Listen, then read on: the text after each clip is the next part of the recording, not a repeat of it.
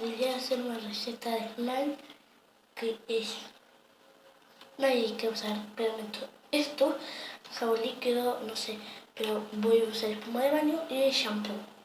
Lo mezclan y se hace slime. Lo dejan unos 15 minutos en la heladera y ya se slime.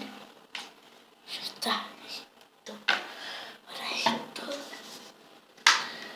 Y bueno.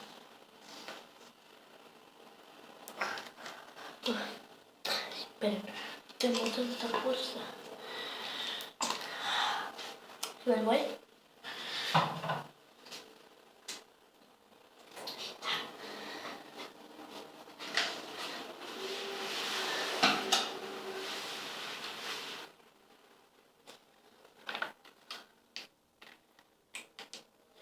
Pero ustedes usan jabón líquido.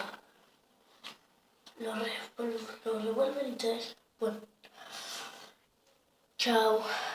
A lo mejor hasta acá no. No, sí.